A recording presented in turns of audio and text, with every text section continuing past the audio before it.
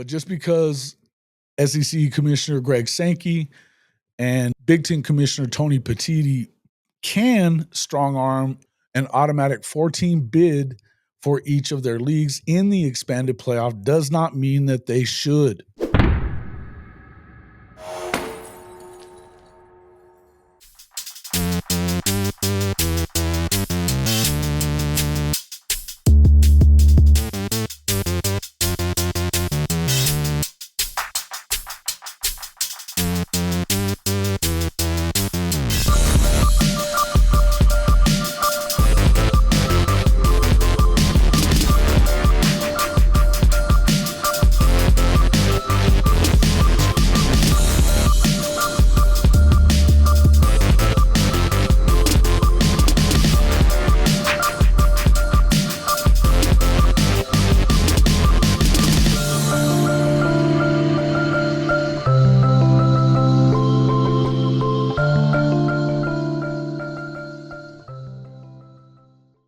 Everybody, welcome back to Hall of Fame College Football. I'm your host, Jason Watkins, and this is Watkins on College Football. Wanted to jump in here and make a quick video kind of highlighting the column that I wrote this past week about the college football playoff in imminent expansion in an article that I called A Bridge Too Far. It's a column about why the SEC and Big Ten's college football playoff power grab could really backfire on the two leagues.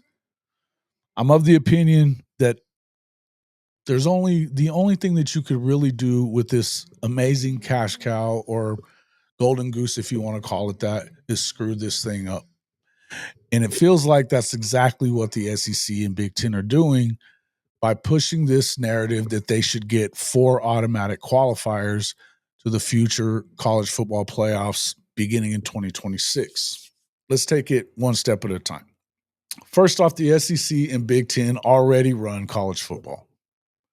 They command the best television deals, dominate recruiting rankings, and as of last year, they now have the power to dictate the future of the college football playoff. But just because SEC Commissioner Greg Sankey and Big Ten Commissioner Tony Petitti can strong arm an automatic 4-team bid for each of their leagues in the expanded playoff does not mean that they should, especially when doing so risks alienating the rest or the vast majority of the sports fan base, as in, the 75% of FBS teams that don't reside in the SEC or Big Ten. The proposed expansion is imbalanced. News broke last week that momentum is building for the SEC and Big Ten to expand the CFP to either 14 or 16 teams beginning in 2026. Under that proposed structure, the SEC and Big Ten would each receive 4 automatic qualifiers, or AQs as they're calling them, while the ACC and Big 12 would get 2 each automatic qualifiers to the CFP. Now, the Group of 5 champion would receive 1 AQ, and the final spot would be reserved as an at-large, ostensibly for Notre Dame, as long as it finishes in the top 14 in the country or top 16 if they move into a 16-team format. Now, that 16-team format would actually add 2 additional at-large bids if that was the way that they decided to go. Now, at first glance, this might seem reasonable. The SEC and Big Ten have controlled the sport's upper echelon for the better part of the last 2 decades. And even in the current 12-team playoff, they combined for 7 of the available 12 playoff spots in 2024. But codifying an auto bid imbalance risks further marginalizing the majority of college football's fan base, roughly 3/4 of which cheers for programs outside of these 2 super leagues. This format doesn't just diminish the sport's inclusivity, it actually contradicts the entire point of playoff expansion in the first place. The CFP was supposed to make access more fair, reduce controversy, like you saw in 2023 when an undefeated Florida State team was left out of the field because they had its quarterback injured. And it also was to ensure deserving teams didn't get left out due to subjective biases. Instead, this proposal guarantees a future where the selection committee doesn't really have any power anymore. It's actually stripped away in favor of a predetermined setup that benefits two leagues over the rest of the country, two leagues that already have all the advantages. Now, was what we saw when we heard about these possible 4AQs, was it a strategic leak? I think it probably was. It's worth at least considering that Sankey and Petiti may have strategically floated this proposal ahead of their meeting last week in New Orleans to discuss expansion with their athletic directors and presidents. By leaking their preferred format through Yahoo Sports' Ross Dellinger, they could gauge media and fan reaction before finalizing their plans. Now, if that's the case, there is still hope that they might show some type of restraint and avoid implementing such an unbalanced structure. Let's just be honest. The SEC and Big Ten already control the CFP as it is. The reality is that expanding it to 14 or 16 teams all but guarantees that the SEC and Big Ten will receive the 4AQs they're looking for anyway, only not as an automatic qualifier, but just by virtue of the fact that there are more teams that will be in every year. Put it this way, in 2024, they accounted for 7 of the 12 teams in the playoff, a number that you would assume would naturally rise with expansion. There's no pressing need to hard code automatic bids for the Big Two in this expanded playoff, especially when it risks further damaging, I might add, college football's broader appeal throughout the rest of the country.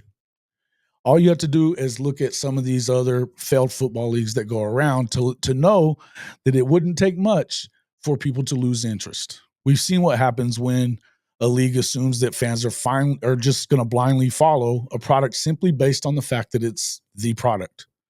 Look no further than XFL or USFL. They've consistently failed to capture any kind of meaningful interest despite football's overwhelming popularity in America. College football isn't the NFL, nor should it try to be. Fans care about their schools, their rivalries, and the traditions that make this sport unique.